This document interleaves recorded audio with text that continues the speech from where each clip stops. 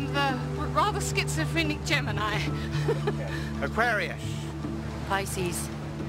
Astrology is so pervasive that just about everyone has been indoctrinated with the alleged character of their star sign. They're fiery, a bit unreliable, they love traveling, they're very expansive, they're quite spiritual. Loyal, spend too much money, good leader. They can be a bit moody, swinging one way and the other. They can be very bubbly 1 minute and then a bit down, and you never know what you're going to get with them, my husband says.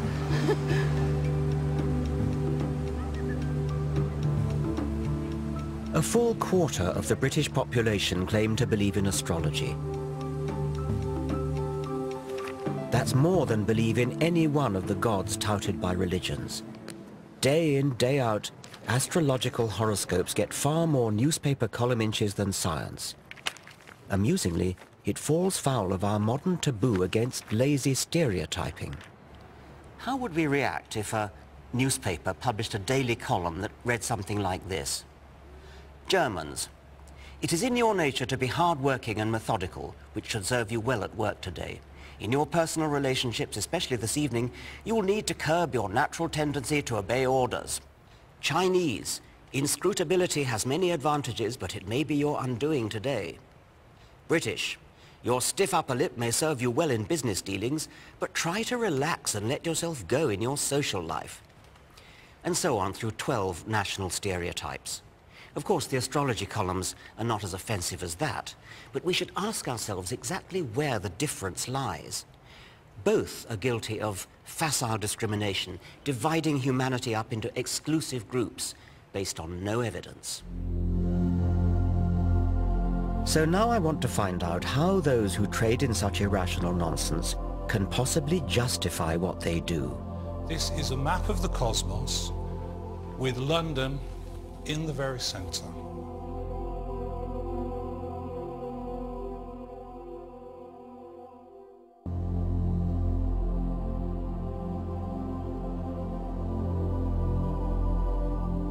I always thought that by the 21st century, science and reason would have long since cleaned up. And yet every day of the week, we're encouraged to retreat into the fog of the superstitious past. Astrology is a primitive belief system made into elaborate pseudoscience. It arrogantly makes humans the focal point of the universe. The movement of planets is supposed to signify petty developments in our career or love life. It was developed in the 2nd century AD by the philosopher Claudius Ptolemy and has not moved on since, despite the discovery of new planets and despite a shift in the Earth's rotational axis that has thrown Ptolemy's zodiac out by 23 degrees. You could ask a question. You could say, who has stolen my money? It never made sense when it was first invented, and it makes even less sense now. Reel it off as though you mean they get it right. Do you think there's an actual physical influence of the planets that somehow beams down and influences people? I think it's very hard to see that. I think if you try to understand astrology as a causal agent, right, I think that's hard to imagine how that would happen. I think you have to look at the planets as signifiers. When you look at the movement of Saturn around the zodiac, it's a very strong signifier of what's going on in individual lives. I don't even understand how they could possibly be signifiers. I mean, how could the rise of Saturn possibly be a signifier for something that's going on physiologically in a person's body? The position of planets in the signs of the zodiac. This is what you keep coming back to ask me. How could it possibly work? Yes. And I've told you, I don't know. It's a deep, dark mystery. What isn't a deep, dark mystery is why the trite vagaries of newspaper horoscopes seem to chime with readers. Psychologists have identified what's known as the Barnum effect, whereby people tend to believe statements are accurate for them personally, when in fact they're general enough to apply to anyone. We could devise a little experiment where we take your forecasts and then give some of them straight, give some of them randomized, sometimes give Virgo the Pisces forecast, etc., and then ask people how accurate they were. Yes, that would be a perverse thing to do, wouldn't it? It would be, yes, but I mean, wouldn't that be a good test? A test of what? Well, how accurate you are. I think that your intention there is mischief, and I think what you'd then get back was mischief. Okay, well, my intention would not be mischief. My intention would be experimental test. Okay. Scientific test. Well, but even if it was mischief, how could that possibly influence it? I think it does influence it. I think whenever you do things with astrology, intentions are strong. I'd have thought you'd be eager. I mean, I'd have thought you'd really... See, the fact that you're not makes me think you don't really, in your heart of hearts, believe it. I don't think you really are prepared to put your reputation on the line. I just don't believe in the experiment, Richard. It's that simple. Well, you're in a kind of no-lose situation then, aren't you? Because, I hope so. Yeah. Regardless of Neil Spencer's concerns, I wanted to conduct a simple trial.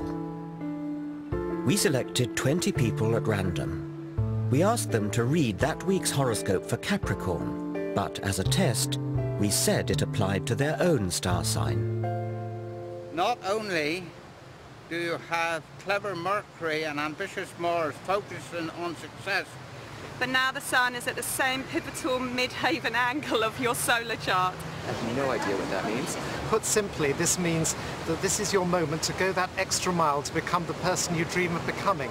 Remember, however, that there will be others who want what you have and will stop at nothing to get it. Astrologers say this should fit just Capricorn and not the rest. But what actually happened? Yeah, maybe. To be honest, I felt there's some Mercury energy this week because there's a lot of arguments around and a lot of bad vibes. Yeah, that kind of makes sense.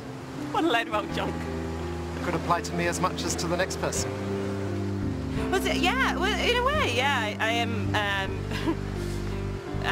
I'm going on a flamenco course in Spain. That isn't necessarily pertaining to me this week. It's pertaining to me generally.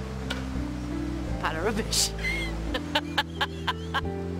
The same number of people agreed that the horoscope was accurate for them as disagreed, and similar results are found with proper large-scale experiments. Technically, all but one of our group should have disagreed, namely our only Capricorn. Does it apply to you? Not at this moment, no.